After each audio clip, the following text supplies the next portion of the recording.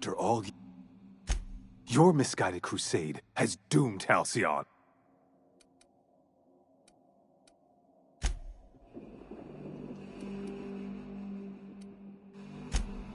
Thank...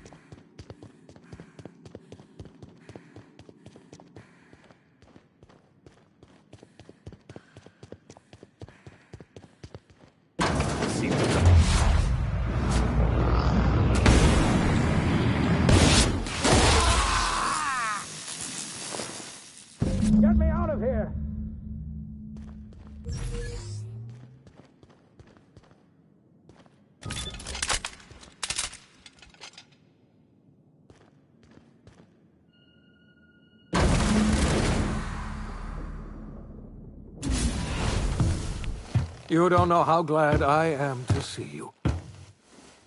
You lunatic. You broke into the board's own fortress and killed the chairman just to rescue one doddering old man? You are absolutely out of your mind, and I can't begin to thank you enough.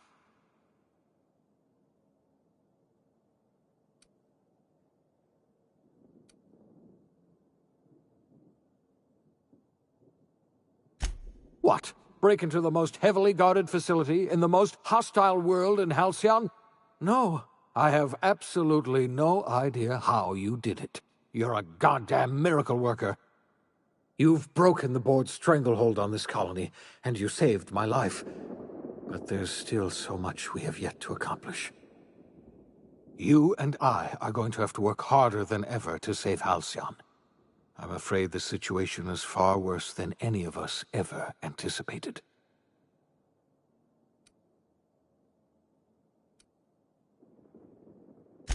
Theatrics. Merciful law, I wish I were exaggerating. Earth has gone dark. We haven't received a single message in 3 years. There's been no communication, no signals, nothing. 2 years ago, the Earth's Directorate's frigate disappeared on their way back to Earth. We don't know what they discovered when they arrived, or if they arrived at all. We're in serious trouble, my friend.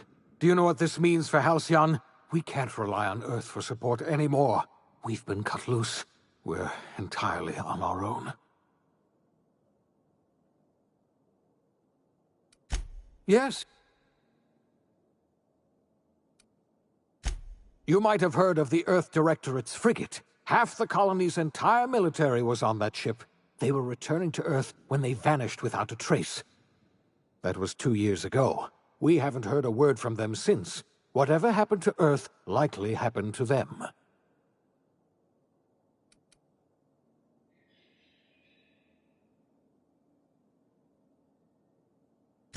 I wasn't trying to hide the truth from you, but after all you've done, I owe you an explanation. Yes, I experimented on the Hope's colonists.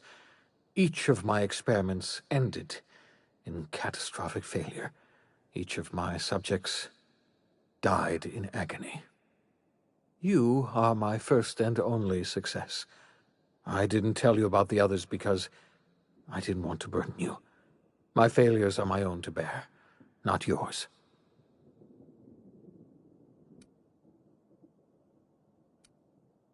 You have every right to think of me that way. I know I can never win back your trust, but I'm trying to set things right. My apologies. I need to get a hold of myself. We've far more pressing issues to worry about right now. If you have any more questions, ask me. I'll answer as best I can. I don't know what happened, but something must have gone horribly wrong. I don't know what. We have no connection back to Earth, and return is likely impossible. We must begin. We're going to...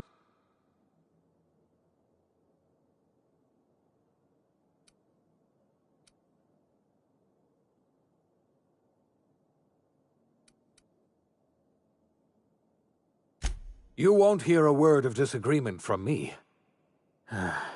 When I revived you, I thought we were going to save... We can't save Halcyon on our own. We are not a colony...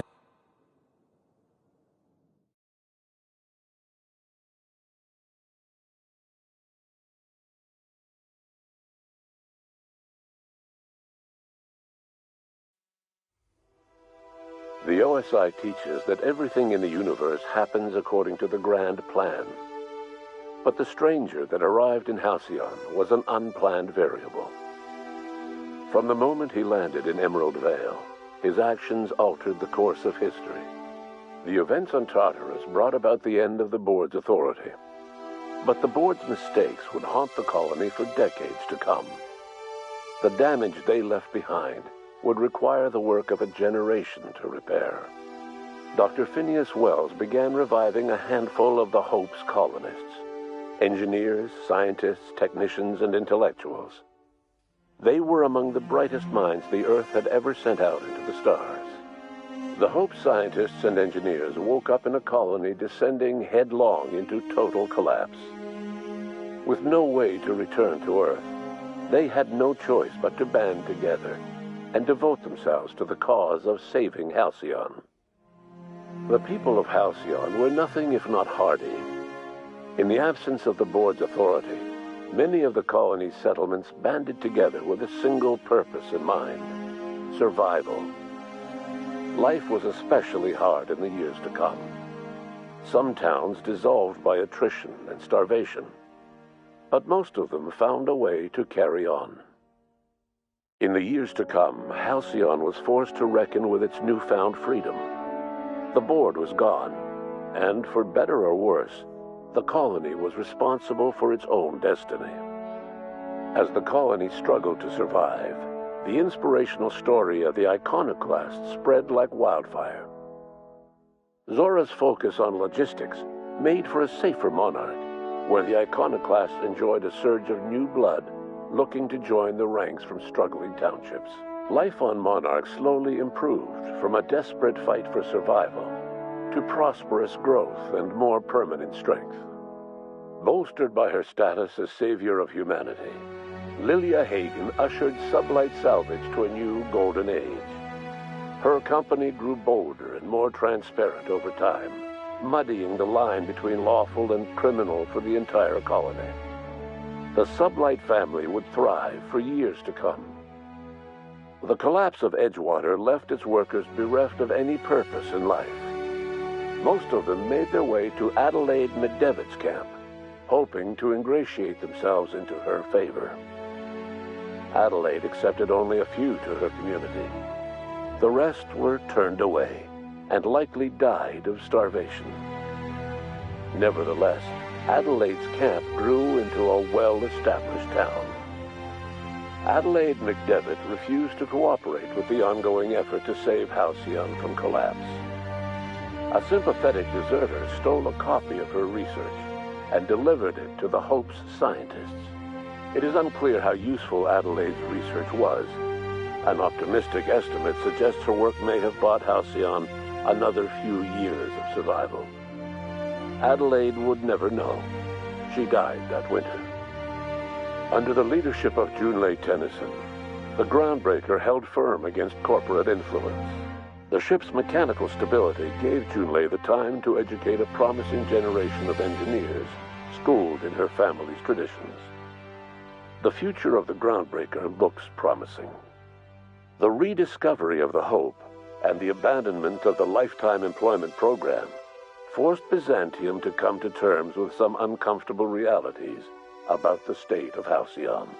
While Byzantines were reluctant to surrender the luxuries they'd grown accustomed to, the board's diminished authority gave them little choice in the matter. Nearly everyone had to learn to make do with less. Some even had to get jobs. It was a dark time indeed. Your influence shifted Ellie's perspective. She finally admitted, albeit grudgingly, that she just might need other people. Sometimes. With a steady income from the life insurance payouts, she was finally able to afford a ship of her own. She hired a small crew and flew supply missions to communities on the fringe. Some of them were even legal. Life in Halcyon was sobering for Felix Millstone. The grand revolution he dreamed of never came. There was no great awakening for the colony, no celebrations in the streets. There was only the hard, desperate work of trying to repair a broken colony. Felix never had a head for numbers, but if there was labor to be done, he was there to help.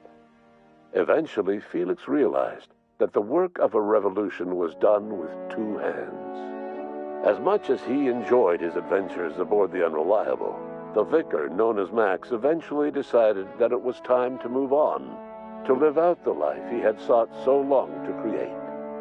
He knew there were many in the colony who carried burdens much worse than the ones he had struggled with, and he devoted himself to easing their suffering wherever he could. He only ever took up arms again to defend the defenseless, unshackled from a lifetime of striving and fighting the universe and himself. Vicar Maximilian de Soto was finally at peace.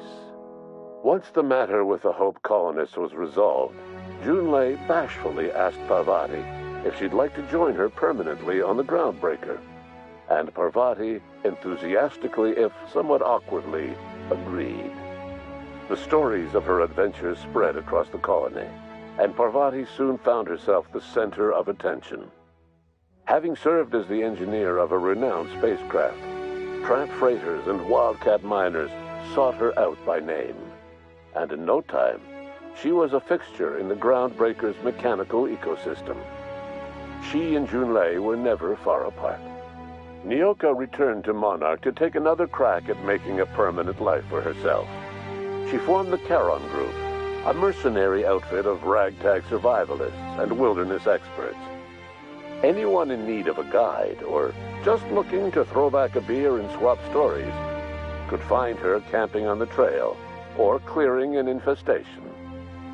The SAM unit that accompanied you spread awareness of the product line's superior sanitation and maintenance capabilities across what was left of the colony. This led to a boost in SAM unit sales. Did you know that SAM units are the longest-lasting, toughest-acting cleaning solution in Halcyon?